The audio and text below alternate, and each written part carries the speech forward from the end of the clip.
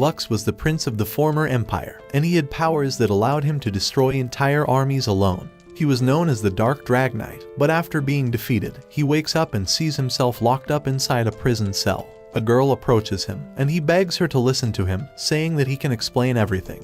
He tells the girl that a cat had stolen a woman's purse, and as he was chasing it, he happened to accidentally fall into the school's shower room. He had fallen on top of a girl and wondered how he got there, and thought that he needed to come up with something to get out of this situation fast. He tells the girl that she's cute and that she's a knockout. She called him a hoodlum, and he realizes that the girl doesn't care about his story at all. She asks him if the sword device is his and tells him it's rare to see a man carrying two of them, especially a black one to begin with. Another girl comes, asking her what she's doing here. The new girl tells him that the headmaster wants to meet him, and they drag their prisoner with them. A new girl tells him that he must have nerve for peeping on girls showering, and he tries to tell her the story again. However, he realizes that he's actually in an academy and apologizes to the headmaster for causing the ruckus. The headmaster recognizes him as the prince of the former empire that fell in the previous war, and the headmaster tells them that she knows this kid, and he would never have the balls to even stare at a girl if she asked him to. Emotional damage! She asks him if he knows about this academy. She tells him girls have a higher aptitude for riding the mechanized dragons, so this happens to be an all-girls school that is intended to train them. However, she wants him to work here, and he asks her why she would ask a man to do this. She tells him that it's rare for boys to be able to ride the mechas. The girls yell at her, and the blonde girl comes in and says that it's unacceptable that he would work here. He realizes she's the girl whose plot he saw, and the girls warn her that he will develop plot with her again if she gets close. The headmaster tells him that she'll leave him at the mercy of the girl, and the girl orders him to fight her. Anyone feeling like they have deja vu of a blonde girl fighting the only guy in a school full of girls? Yeah, me neither. The girls think that there's no way she can lose against a man, but the headmaster warns her, saying that he won a tournament undefeated, and he's known as the undefeated weakest one. She thinks that he's just a perv and that she will put him in his place. She tells him that this duel between them will decide his fate. If he loses, he will become a criminal for his actions. She tells the girls to inform everyone that the new kingdom's princess will be fighting the former prince. He asks her what she means, and she tells him that she's the first princess of the new kingdom that destroyed his empire 5 years ago. She tells him it's nice to meet him, and he wonders how he ended up here. His sister meets with him, asking him what he's doing at her school. He apologizes and asks the girl if she's gonna be standing the whole time. She tells him that she will because she heard that he will lift her skirt if she gets too close. And she tells him that it's disappointing that her friend's brother is a useless perv.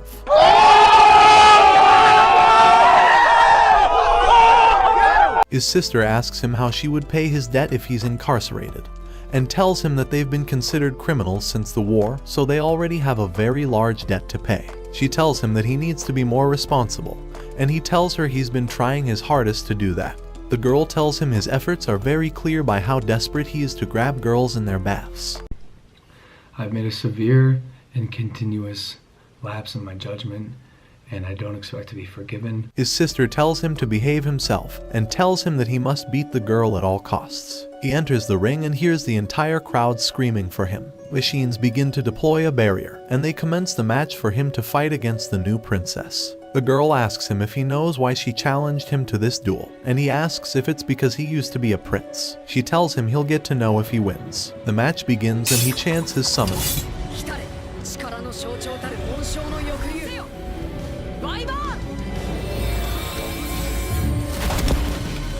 She tells him that he looks pathetic and that her machine is on a completely different level. She has a divine raiment. His sister knows that this type of machine has an ability that generic machines can't do anything about, and that only the most skilled can even use them. The teacher tells them to start fighting, and she begins firing at him right away.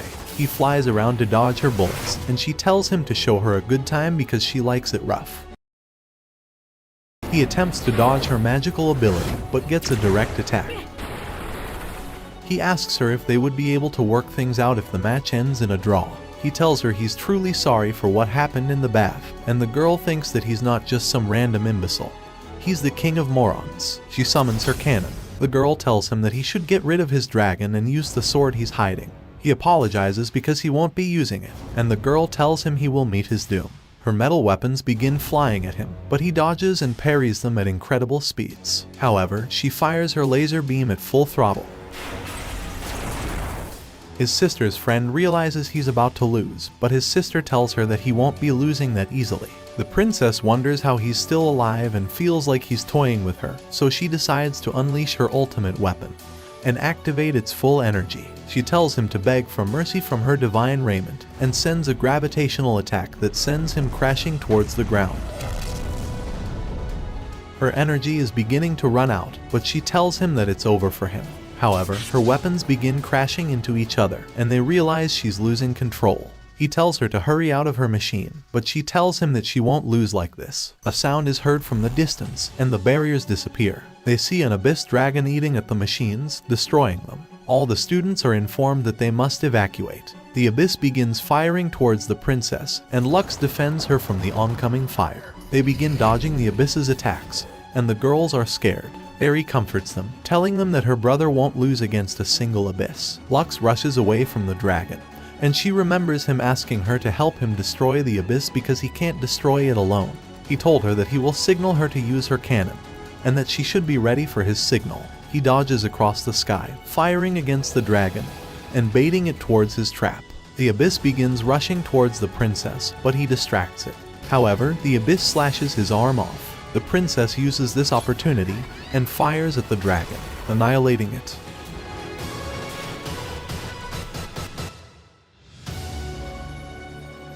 Lux comes crashing down, and Ms. Tsundere goes to check up on him. Shower plot progresses again, and she thinks that this is the first time a man has ever tried to protect or help her. Inside his dorm, he dreams in pain, remembering himself staring at a pond, and hearing his brother asking him what he intends on doing. His brother had asked him if he was willing to stay by his side, or if he had his own plans. He wakes up from his dream and sees that the princess is here to take care of him. He asks her why she's here, and she tells him it's because he saved her. She introduces herself as Adismata. She tells him that she's grateful for him saving her, and tells him that she's a lenient and generous princess. They stare at each other and laugh, and she tells him that she trusts him. She says that she'll let him know the real reason for her duel, and she tells him that she couldn't let him get away with seeing that in the shower, and he apologizes for seeing her plot, but calls it pretty. She tells him that he's a filthy dog and that he should drop dead. She tells him that she was talking about this and goes on to show him a mark above her plot. She tells him that she hasn't ever told anyone about this and that he should keep it a secret. He tells her that he'll keep it a secret and swears on his swords that he will keep it a secret. She asks him why he refused to use his sword during the duel, but he doesn't know what to say. She tells him that his punishment will be attending this all-girls school. She tells him to call her Lisha as if she was his classmate, and leaves. The girl was spying on them and wonders who this Lux Arcadia guy is. The next day, the teacher introduces Lux to the rest of class and tells him to greet them. He introduces himself, and Lisha has taken a liking to him. The girls think he's cute and think he must be extremely powerful. He wishes he could just go home and sees a pink-haired girl he recognizes as Philippi. He thinks it's been 7 years and tells the teacher that she's a childhood friend of his. The teacher allows him to sit next to her, and Lisha gets jealous. He asks Philippi if he could borrow her textbook, but she tells him to call her Fee. The rest of the class begin thinking they're cute for their nicknames, and she gives him her textbook and calls him Lou. Poor Lisha is getting Later on, the girls ask him if he's a handyman. One of them requests his hand for service. What do you mean by that? And the other girl thinks that she wants some of that too. Are you sure about that? One of them decides to create paper requests so they could all get service from him and begin calling him Luxie. Lisha comes up to him and tells him she also has a request. She tells him that from now on, she wants him to be her exclusive personal assistant. She tells him it's the least he can do since he saw her plot. Fee gets up, telling Lisha that she's making him uncomfortable. They begin fighting, and Lisha gives her a donut to back off. She eats it and tells her that Lou is uncomfortable and that she should back up. Krulsifer, geez these names man, we'll call her blue-haired from now on. Crew girl tells Lisha that the headmaster asked her to take care of him. Lux agrees to get out of this mess and walks away with her. He thanks her for getting him out of that mess and asks her why she would do that. She asks him if he's heard of the Black Hero, the legendary drag knight who single-handedly brought down the entire empire. She tells him that no one knows who he is and that she has a request for him. Find the black hero, she commands him, because she has personal business with him. He remembers his brother telling him that the army put his childhood friend on the list of human experimentation. He tells his brother that he doesn't want to kill people. He wakes up the next day, wondering what that dream was. He grabs Plot and thinks the blanket feels good. However, he realizes he's grabbing Plot and runs away. He asks her why she's here, and she tells him that this is her room and that they slept together because of that. He tells her to cover herself up because he can see everything.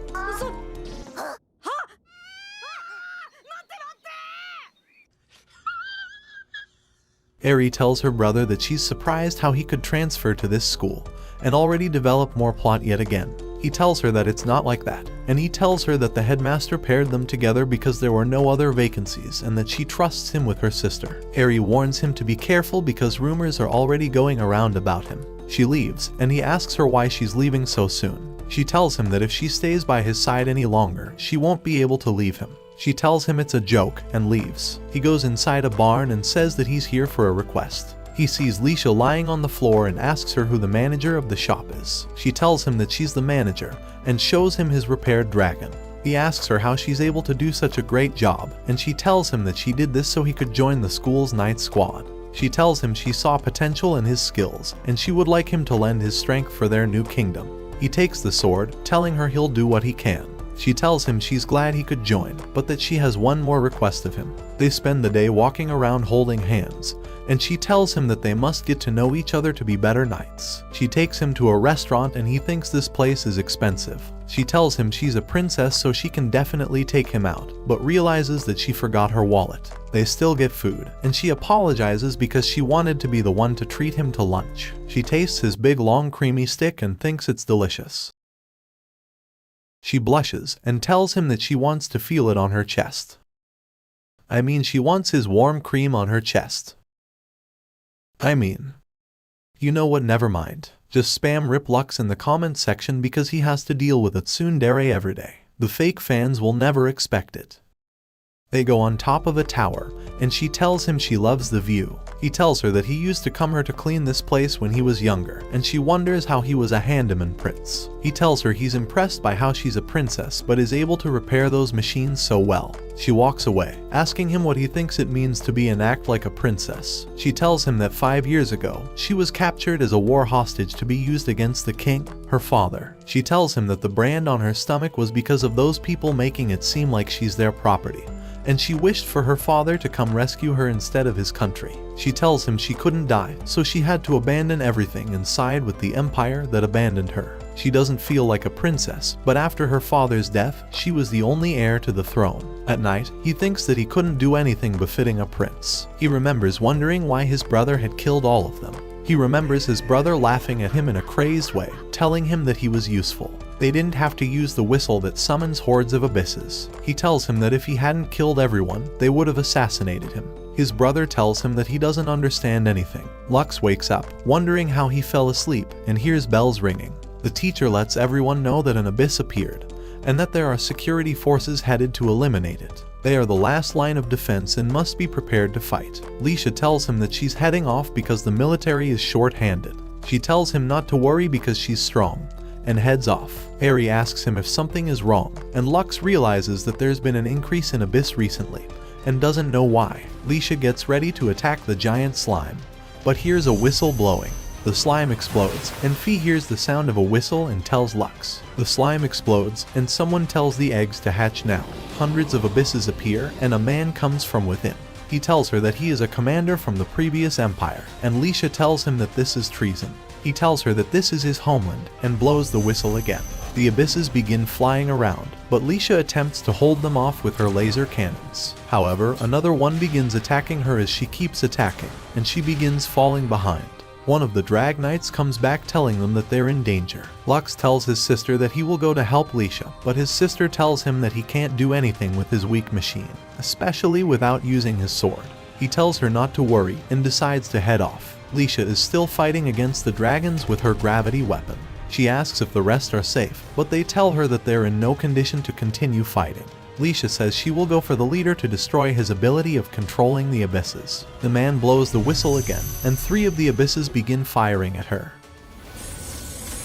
As she attempts to dodge around, their leader strikes her down, and they see the entire Empire's rebellious army. Lux tells her to hold out, but she tells him that it's okay, because in the end, she couldn't do anything befitting of a princess. She tells him it's been difficult, but she truly wanted to be one and prove herself. The leader tells her to spare him the pitiful story, and rips her shirt to show her mark, telling her that he was the one who did that to her, and she remembers. She throws her sword towards him, and as he is about to end her,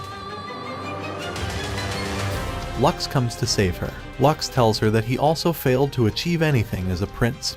He tried to save everyone but failed, so he has dedicated his life to saving people. His arm cuts off, but he activates his magical ability and releases his machine. He takes out his black sword.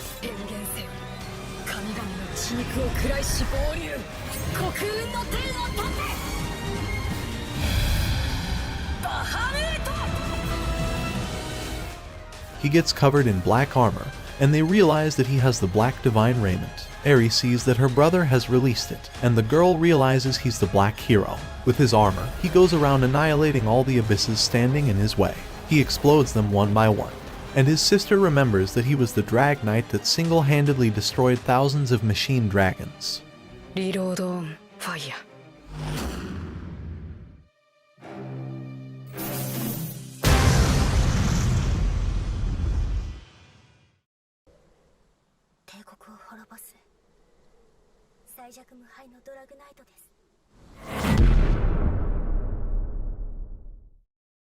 The next day, Lux goes to school and sees all the girls congratulating him on his amazing victory. Eri tells him that everyone prepared a surprise for him, and they hope that it's fitting for a prince of his status. Leisha comes in, trying to thank him but chokes on her words because his warm cream hasn't left her chest yet.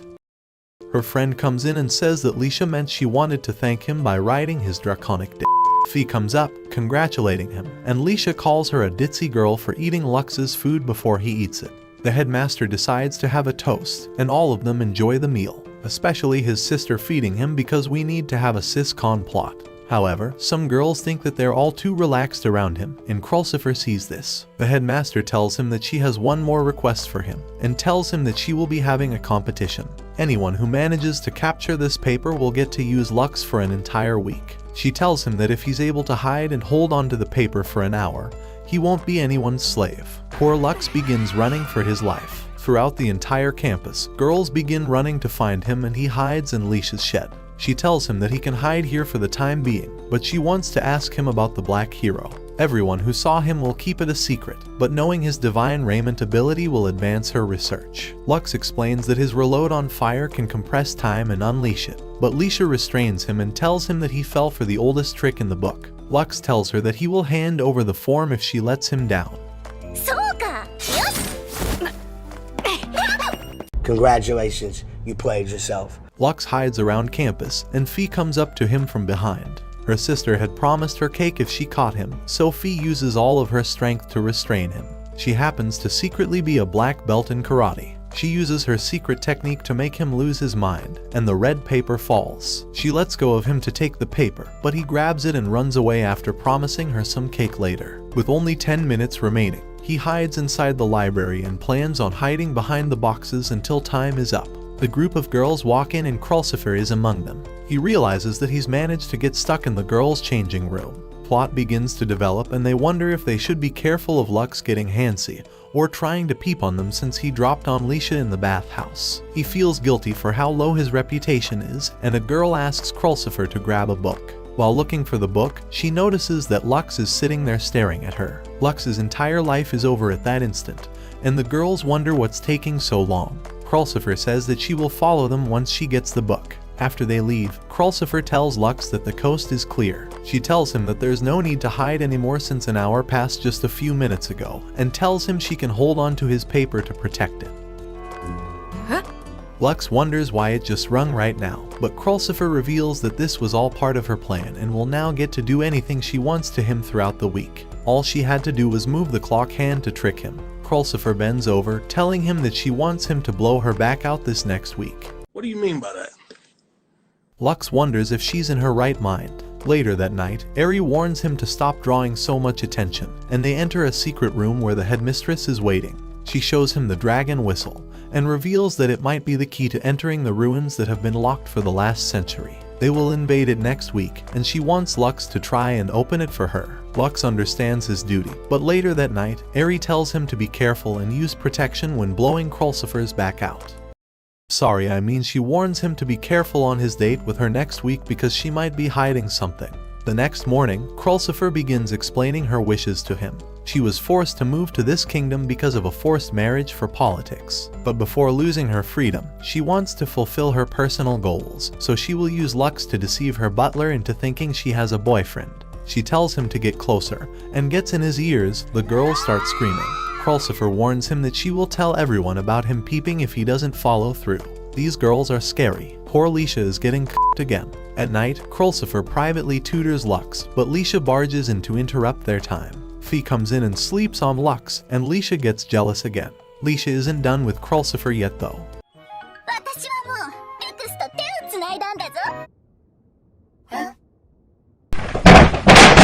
She tells Krulcifer that it's understandable that she's silent after finding out how far their relationship has developed. Krulcifer is unsure how this land views love and wonders if holding hands is that serious, but Lisha's friend reveals that she doesn't know much. Lux asks Lisha if she knows what a kiss is, and she blushes and says she knows exactly what it is. She tells him that they only do it after they're married and it's necessary for having children.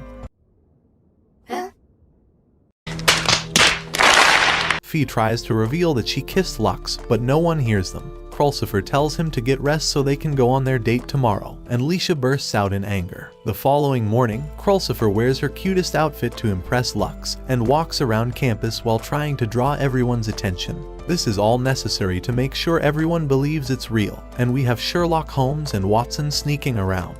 They go shopping for clothes at first, but Lux has never been in an expensive store even though he's a prince. Krulcifer tells him that she hasn't either because she's not like other nobles. Fee notices that Lux has taken his plot protection off, and Lisha wonders what the size of his Excalibur is. Stop it. Get some help. They walk out of the store and Krulcifer has ordered him suits to look like a proper prince. They go to enjoy dinner in the town, and as they walk during the sunset, Lux wonders why she's looking at him like that. Krulcifer tells him that he looks handsome from the side, but Lux tries to ask if the restaurant is right around. She tells him that she was too focused on his beauty to tell. Lux stares at her and wonders what she's thinking, but hears a whooshing noise coming from above. Bandits come and tell them that if they try anything stupid, their friends will blast them. Lux wonders if they're trying to kidnap them since they're from the royal family, but Krulcifer tells him that she will summon her machine dragon if he can distract them. Lux unsheathes his sword and destroys the bandits in front of him. Bullets come to destroy them, but Krulcifer blocks them from ending Lux. The mechas get in position to destroy her, but Krulcifer uses her wise blood ability to see into the future, and destroys them in one blow. Lisha and Fee appear to explain the situation, but Lux asks why the f they're dressed like it's Halloween. They tell him it was part of their disguise to sneak around and save him, but Fee notices that a man is trying to escape. He tries to run away, but a mysterious woman appears from an alley and chokes the man in place. She tells Krulcifer that it's been a long time, and Krulcifer remembers she's Alterize. Bro, like actually what the f are these names? We'll call her Butler from now on. Shift Alt Tab girl goes on to have dinner with them, and Lux wonders why Lisha and Fee joined them. Krulcifer introduces Lux as her boyfriend, and her butler wonders who this kid is. Lisha says that they're definitely not dating, but Lux tries to tell Lisha to stay quiet just for now. A man comes from behind, asking why they're mocking him right now. He tells Alterize that he couldn't wait to see his beautiful bride, and grabs her face to admire it. He holds her hand, introducing himself as Baltzaride. Okay, I'm f***ing done. Who the f*** named these characters? He's the head of one of the 4 great families who will marry Krulcifer, but she tells him that she's already in a relationship. The man laughs and says that this guy is a mere peasant compared to him. Krulcifer tells him to piss off and stop referring to her as his wife. The man decides to challenge Lux to a duel for Krulcifer's hand, and asks Lux what he thinks of this. Krulcifer suggests making this a 2-on-2, and tells him that he can pair with Alterize to fight them off. The man accepts the duel and tells them to be there, and Lux guarantees that he will show up. Later that night, the man learns about the secret to enter the ruins, and his informant happens to be none other than Lux's brother.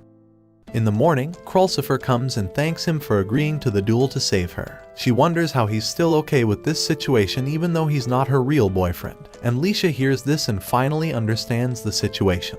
She's happy that Lux's heart belongs to Leisha after all, and Lux realizes there's no escaping her stupidity. She tells him that she will go and add more attacking methods to his drag knight, like a giant drill so he can pierce her heavens. Krulsifer tells Lux goodbye, and Leisha is still thinking about Lux's giant drill. Stop it. Get some help. Lux walks on campus, and Tilfer comes and tries dragging him away with her. She brings him to a mysterious room. They tell him they will take care of him after a long day, and this was apparently all Leisha's idea to make him happy. She gets angry after her secret was revealed, but Tilfer goes on to tell him that they dressed up like maids for him to make him feel better. Leisha hopes something like this wouldn't bother him, but Lux thanks her for her kindness. She goes on to tell him that she can do some indecent things if he would want as well. After all, Tilfer taught her that maids do all these kinds of things. Shoutouts to Tilfer for being a Giga Chad wingman. A council meets and discuss the fact that Ragnarok is upon them. The groom's family determine that they will take responsibility for entering the ruins and securing the weapon of destroying it. At the same time, the headmistress holds a secret meeting to discuss tomorrow's mission, and reveals that they will be using the whistle to enter the ruins. She entrusts Lux with the key to the ruins, and Leisha goes on to tell him that she will finally add the big drill to his machine. This girl really wants to get drilled. Giggity. Lux starts ignoring her and wondering why Krulsifer happens to be in this room. After the meeting, he asks her why she was attending when she's a transfer student, but she tells him to stop treating her like a special member since she got permission. She tells him goodbye and walks off. Later on, Lux spends time in the bath wondering what Krulsifer is after, but sees giant plot development cannons armed and ready to attack. Apparently, the genius headmistress is the one behind this, and Lux goes on to leave before having any plot development. Fee says that she only bathes with a guy she likes. They hadn't bathed in a long time, and Lux thinks that Fee has gained massive plot cannons. It's over for Lux and he tries his best to stay focused, but Fee begins falling asleep and is ready to drown. Lux grabs her and tries to wake her up. We must stay focused, brothers. We must stay focused. She wakes up and he wonders if something happened, but she begins falling asleep again. Lux notices that she had a scar on her back, but notices that it's disappeared since then. He wonders how this happened, but Fee goes on to tell him to make sure he's safe tomorrow. He promises he will be safe, but begins to pass out from all the heat and blood flow. The next day, the teacher introduces the head of their mission. It is none other than Barzaride, and Leisha asks what's the meaning of this. He tells her that he's mainly here just to help, especially since his future wife is among them. He wants to personally protect her if anything were to happen. They head out and arrive at the ruins before them. Krulsifer moves forward to enter the ruins, and Lux wonders why she's in such a hurry. A giant abyss comes from underneath the fog, but it's no regular abyss, it's a Diablo, one of the legendary abyss able to destroy an entire city alone. It rushes forward towards Leisha's friends, but Lux fends it off with his sword. However, even his sword begins to get crushed, so Leisha tries to save him from his impending doom.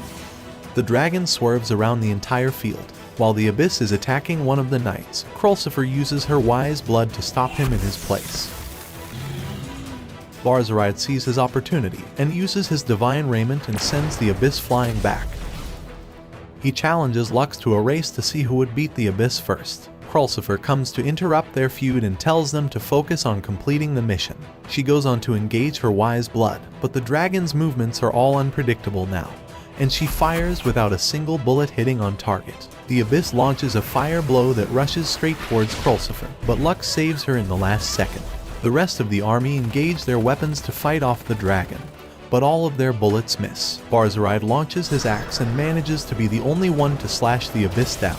But this shocks Krulsifer, because this is the first time her wise blood's ever missed. The dragon, however, begins to shine a white aura and is about to self-destruct. The explosion blinds the entire field, and Lux notices that Krulsifer's armor is beginning to break down. The ruin begins to open a sequence of gates, and Lux rushes forward to try and save her from the explosion.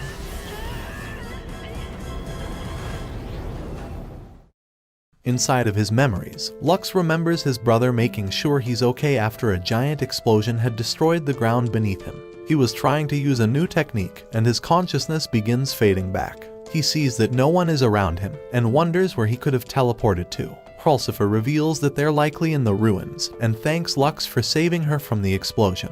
As they get closer to the center, Krulsifer collapses, but is determined to continue moving forward before she loses her last chance. She collapses once more, so Lux begins carrying her on his shoulder. They arrive at the entrance, and Lux wonders why she's been looking for the Black Hero this entire time. She reveals that the Black Hero is the only one who can ride his Drag Knight infinitely, so she wants to ride his Drag Knight infinitely. What do you mean by that?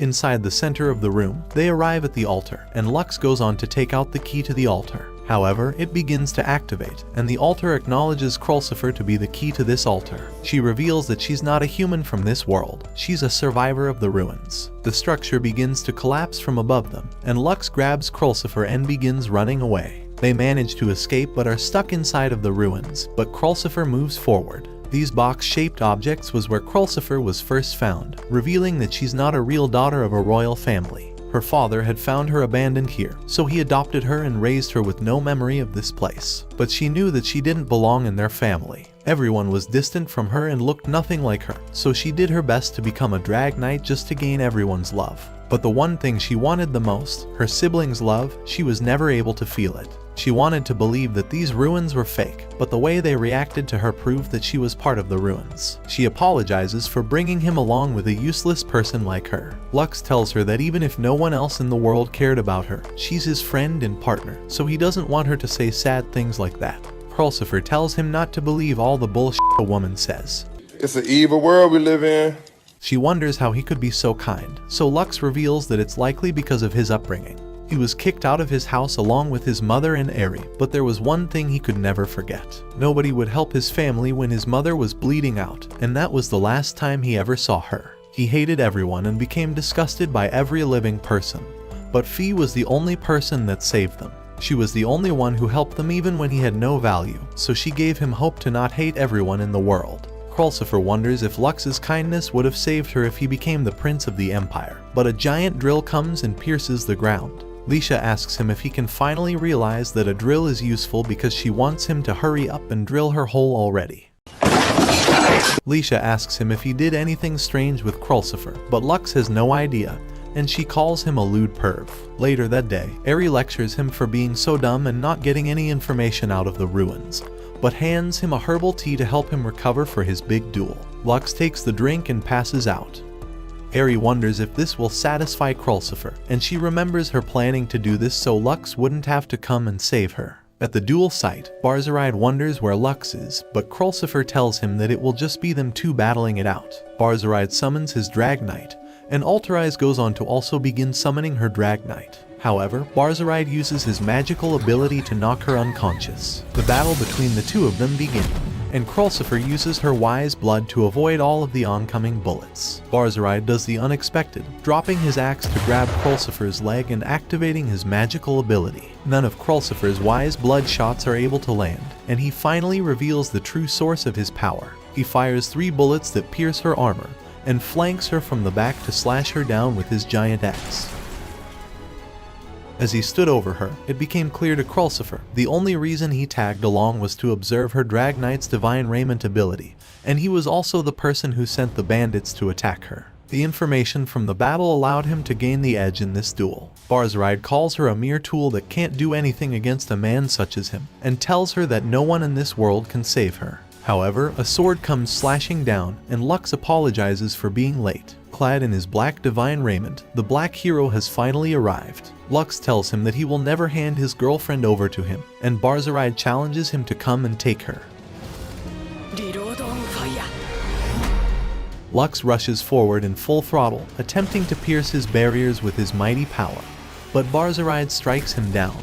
But now Lux finally understands. The reason he can read his movements is because he stole Krulsifer's wise blood. His divine raiment steals the opponent's divine raiment and drains the energy from their Drag Knight.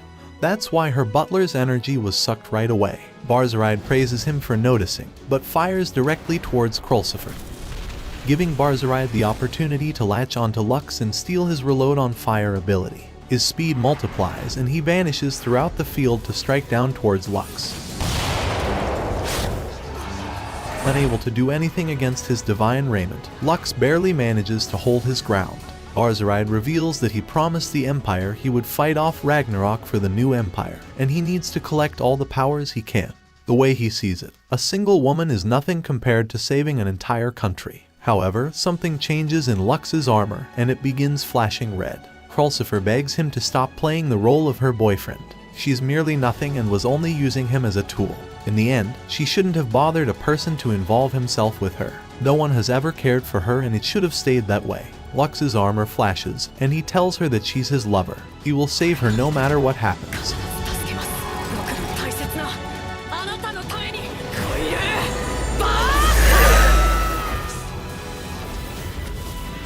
僕は英雄になんてなりたくないでも帝国を滅ぼすと誓ったあの日から戦う覚悟はできている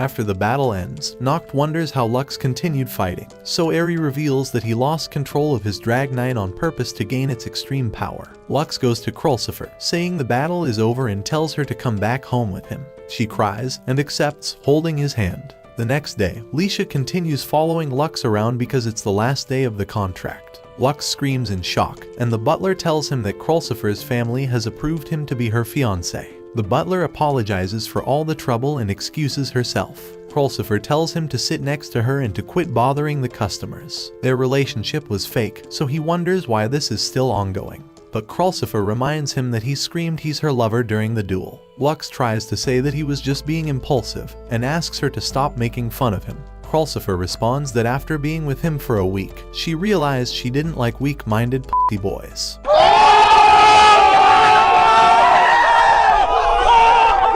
Lux laughs in pain and dies inside, but she tells him that he actually has an aggressive side. そんなあなたのことがとても好きよ。 Poor Leisha is getting again. 足りなかった？そんなこと。もう少しだけ。 Poor Leisha isn't getting just she's getting giga. Krulsifer moves back and licks her lips. She grabs Lux's face and tells him that if they were to get married, she would be kissing his hard metal drag while riding it. What do you mean by that? Leisha barges in and yells at them for leaving her out. A few nights later, a girl with black hair walks around campus and the other girls realize they haven't seen her before. She continues running around, and a teacher tells the girl to hurry home before the creepy stalker comes to her. She notices something is off about the girl, but decides to just leave her alone. Poor Lux has no idea how no one has realized it's him yet. Earlier, a girl was telling Lux that Ragnarok has been unleashed, and Lux remembers Blazaride's words. However, Charis tells him not to worry because there's another girl who can fight Ragnarok. Celes is her name, and she's the strongest among third years. She will be returning soon, but she hates men more than anything in this world. Charis has a solution for this problem. However, so Noct and Tilfer restrain Lux and they reveal their ultimate plan to dealing with this problem. They take off his plot armor. Poor Lux can't get a break. While sitting at the bench at night, he wonders what type of person Celes is, but he hears someone talking in the bushes. The blonde girl talks to a cat, but the cat begins walking away. Poor girl is so lonely even the cat doesn't care. He wonders who this girl is, and the mysterious creep approaches Lux. In an instant, he unsheathed his blade and is ready to end Lux. The blonde girl rushes in, parrying the sword and threatening to attack, but the mysterious stalker throws a smoke bomb. While they're distracted, the stalker throws a blade towards the girl, but Lux covers for her and gets injured. The blonde girl rushes him to the infirmary and tells him to take off his jacket. However, Lux can't blow his cover, so he asks her to do it from the back. What do you mean After by that? she finishes, Lux asks her why she was talking to the cat. The girl gets flustered and tells him to forget about it, and that it's not like she has no friends to talk with or anything like that.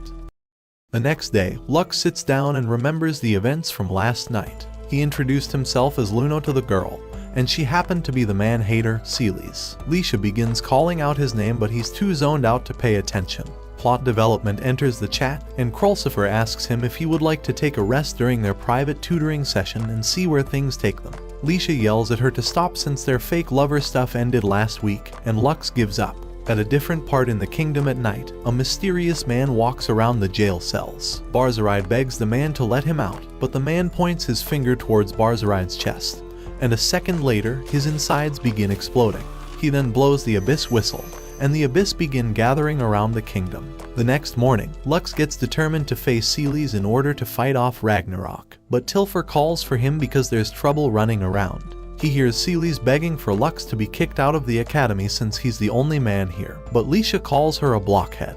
Lux enters and Celes introduces herself again, telling him that he can't attend their academy because he's the only male. Lux asks her to help with the suppression of Ragnarok, but Celes tells him that she will face Ragnarok alone. Lux still refuses to leave because there's no chance she can face Ragnarok off alone. The headmaster tries to calm them down, and suggests that the best way to settle this entire situation would be by having them duel one another. They will be traveling to an island for 3 days of training and duel each other before leaving. Lisha bets that Lux will win, but Celes agrees to the conditions and leaves the room with a girl called Sania. At night, Sania thanks Celes for trying to throw Lux out today and bids her good night. After Sania leaves, Celes thinks this whole situation is terrible, but winning the duel will be the only way she could protect Lux and the school. At the island, Celes takes command of their training, but Lux notices a building in the distance and wonders if he's seen this place before. At night, Lux wonders how Celes was able to train so much harder than anyone else, and Krulsifer reveals that Celes' nature has always been this way, but she's always looked bothered by something. Before they head off to bed, Lux tries to give Charis her clothes back, but Tilfer and Noct think this is a boring development because they fit him so well. Sania calls for Lux for an urgent request, so he enters the room and realizes that the only thing that's going to be longer than this night is his dick. Celes wonders if anything's wrong, so Lux immediately switches to his girl voice and wonders why she would call him here. She asks him to massage her and eventually asks him to change. Lux tries to leave, but she begs him to stay a little longer, so he decides to switch into his woman outfit before she notices it's really him. Celes finally gets up and notices that Luna is the one who's here. Seeing her only friend excites her, however, Lux tries to leave before she catches onto his disguise. His attempts to leave sadden Celes, so she asks if she would like to hang out tomorrow instead. Lux tries to do everything to get out of this situation, but Celes thinks that Luna must not like her after all, so Lux reluctantly agrees to hang out with her. This cheers Celes up,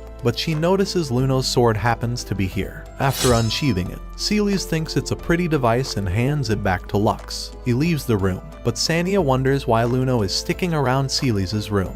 Krulsifer interrupts to say that Luna was only there because she asked her to meet at this place, and asks Sania why she was watching over Celes' door so carefully. Sania is caught with her dick in her hand, so she decides to leave. Krulsifer tells Lux to come with her, and Lux wonders how she knew it was him. She told him she'd never forget her precious Lux. She warns him of Sania because she seems to want him kicked out of this academy. That same night, Fee stares outside the window at the moon, and Lux wakes up and sees the intense plot development in front of him. Lux wonders what she's doing here at this time, and Fee asks him if he would want a hug. He remembers hearing Fee's words telling him that hugs cheer you up. He smiles and tells her that he's not a child anymore, but Fee tells him that she doesn't think he's changed, and that he's always been the same. She hugs him, telling him that even if he loses, she will fight Celes for him, and will make sure that they will never throw him out. The next morning, Lux plays with his fake plot, and Celes finally approaches him to begin their day out together. Throughout the town, she takes him to all kinds of shops, and eventually leads him to a bathing dress shop. She asks him if he would like to try one, but he runs away and says that he has a fever. Celes takes care of him but apologizes for not being a proper escort. Lux tells her that she's wrong, and that he's been having fun walking around with her all this time. Celes hugs Luno, telling him that she's so happy to have found a kind friend.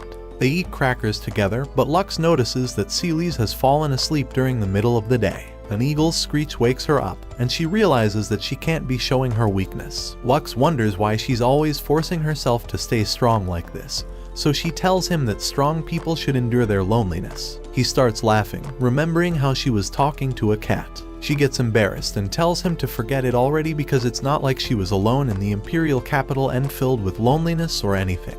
Stop the cap. Stop the cap right now. Celes gives up. She even hates how everyone thinks she's a man-hater here, and asks Luno if she could keep a secret. She tells Luno that she's not a man-hater at all, and actually wants to ride Lux's giant dragon.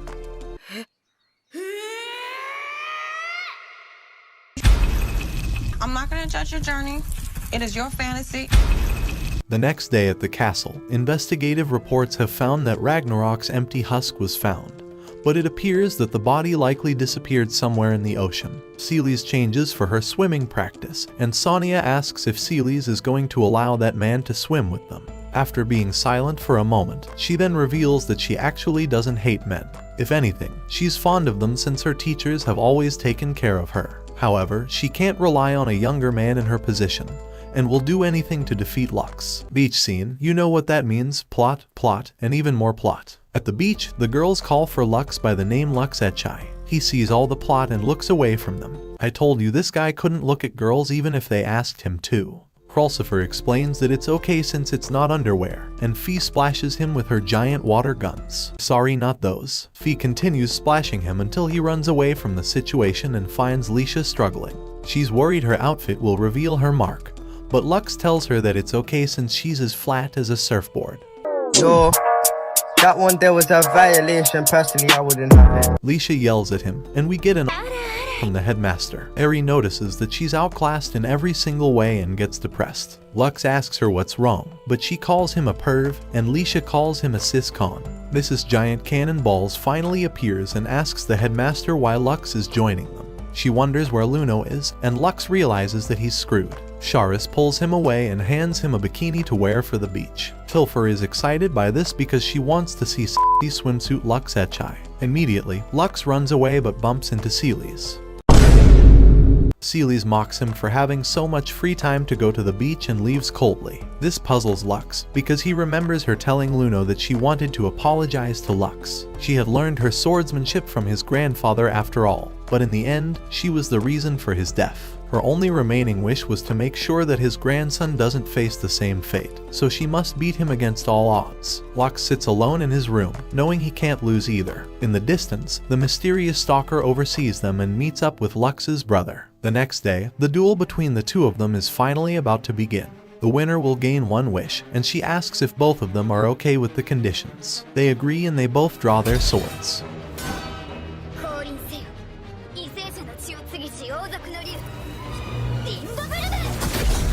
The girls notice that Lux is using his wyvern instead of his black drag ride to keep his identity concealed.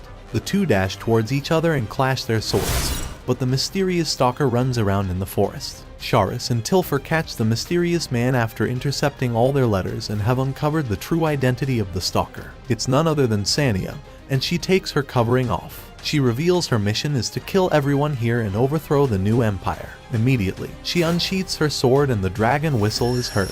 Her divine raiment pulsates and begins to transform, enlarging in size and strength. Meanwhile, Lux continues parrying all of Celes' attacks while dodging her, but she releases her magical energy and sends a lightning bolt to pulverize Lux. He begins to lose control of his drag ride, allowing him to activate Recoil Burst and rush towards her.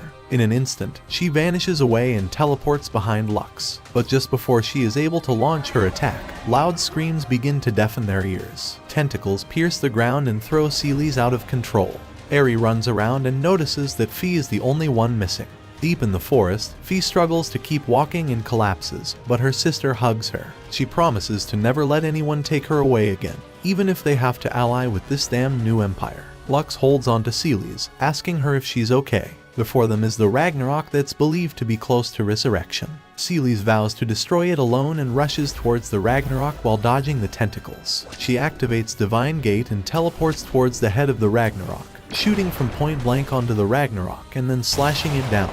After crushing the enemy, she struggles to continue flying, but Sania appears looming over them. She warns her that this fight is long from over and the abyss whistle is blown once again.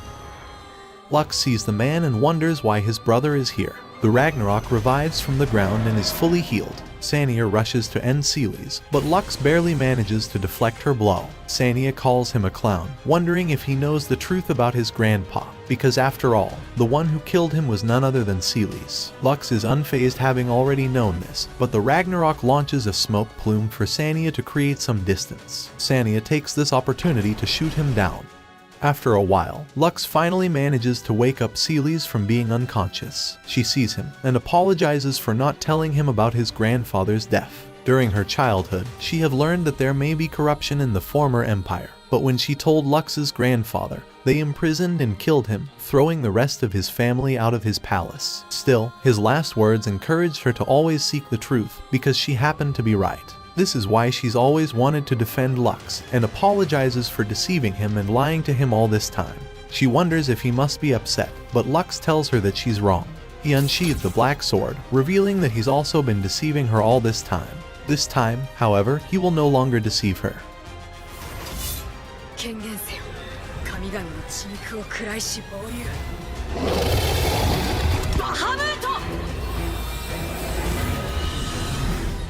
The pitch-black divine drag ride appears before Celes. Lux tells her that he's never hated her and loves her awkwardness. He takes off, flying straight towards Ragnarok. In an instant, he destroys Sanya standing in his way. As he gets closer, he activates his reload on fire, and even as the Ragnarok launches his tentacles towards him, Lux's incredible speed allows him to destroy every single one of them. This is his hidden skill and action.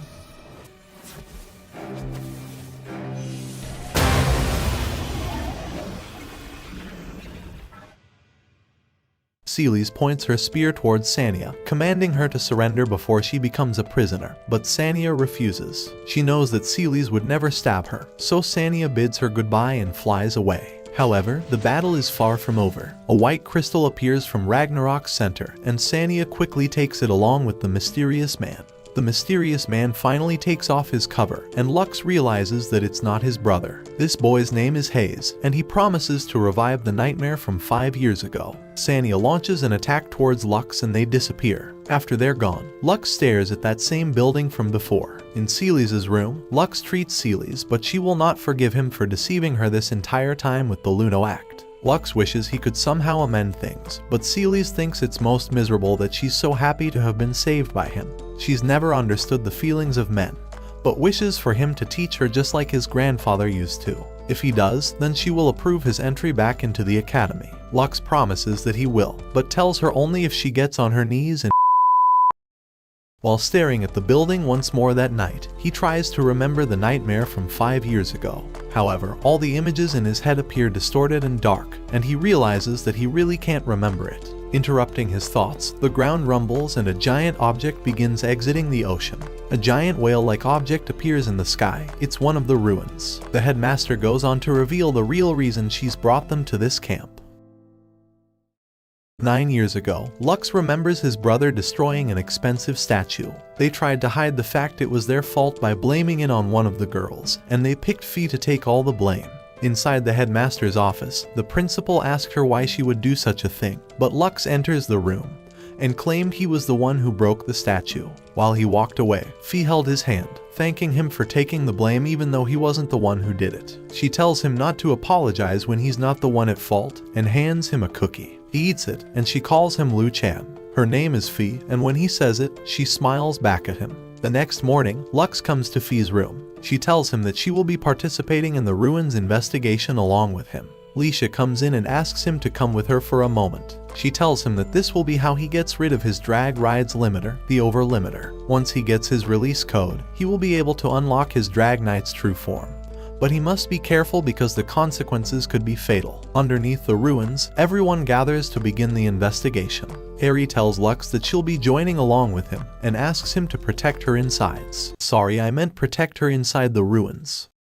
They armor up and the ruins gate begins to activate. Inside the ruins, they must traverse 11 floors to reach the heart of the ruin, so they decide to split up into teams to investigate the ruins thoroughly. Lux is assigned the 6th floor, and Celes is excited to join his team, but Eri tells her to investigate the 3rd floor instead. Poor Celes is lonely all again. Lux tries to cheer her up by promising to meet up with her halfway through. Her happiness is apparent, and the other girls think she's definitely after Lux as well. While traveling around, Eri tells him not to touch Noct just because no one else is around.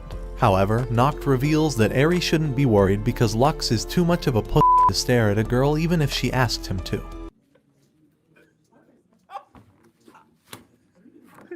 Lux tries to finally deny the allegations, but Noct asks him to point out one thing he likes about her. He tells her that he loves the giant plot cannons she has. Stop the cap. Stop the cap right now! Noct thinks he's too much of a pussy after all, and Eri gets jealous. The radar detects a nearby living object, and Lux goes to investigate. When turning the rubble over, he finds a mysterious girl sleeping. Krulsifer catches up with them, realizing that this being is likely dangerous, so she asks Eri and Noct to leave before being harmed. What's all that plot? Krulsifer knows this person isn't a human, so she strokes her face and the being wakes up. The girl states that her system is booting up and acknowledges Krulsifer to be her master. The girl thinks no one called for her, so she falls back to sleep. Krulsifer and Lux wonder what's going on, so the girl introduces herself as the supervisor of the ruins. She's an automaton, however, she has no recollection of the past because she's slept too much and begs them not to abandon her. The girl promises to follow her orders as administrator. They introduce the robotic girl to the rest of the crew, but Lux notices that something is off about Fee. He doesn't want her to push herself and tells her to join his group until they've completed this mission. He begins carrying her around, and the headmaster notices something is off about her sister. They reach the Abyss production area, but Fee begins wincing in pain and warns him that something's coming. The Abyss whistle is blown, and Hayes is ready to activate the next part of his plan. Lux puts Fee down, but an Abyss rushes towards him to knock him off balance. It happens to be a Diablos, and Lux barely manages to fend it off Tilfer. The Diablos rushes towards Lux and destroys his arm. However, this Diablos isn't the only one, and Krulsifer alerts him that 2 other Diablos are roaming outside. Lux asks the headmaster to finish the mission before the Diablos attack innocent people, but the headmaster tells him to shut up and obey her already. However, Fee activates her drag ride to try and protect people, so Lux activates his black divine raiment to try and catch up with her. As he travels next to her, Fee reveals that she can pinpoint the exact location of the Abyss, puzzling Lux. He asks her if she's ever been to this island before, but the gate underneath them teleports them outside of the ruin. The Diablos rushes towards Lux, but Fee uses her ability to grab the Abyss and smash it onto the ground. When Lux lands, a sudden shock enters his brain, and this sensation begins reminding him of the events that took place. He remembers exactly what happened, but before he can react, the Diablos attacks Fee and sends her launching into the building. Lux flies to destroy the Diablos. His ambush overpowers the enemy along with the speed of his strikes, destroying it in an instant to find where Fee might be. He enters the building and notices an underground secret area. When he enters the ruins, he remembers exactly what happened in this place. It used to be a human experimentation zone, and he was here 5 years ago, and so was Fee. Deeper inside, he finds Fee burning up with pale skin. She warns him that an abyss is near, but Lux says that he's already defeated it. However, she tells him the abyss is now here,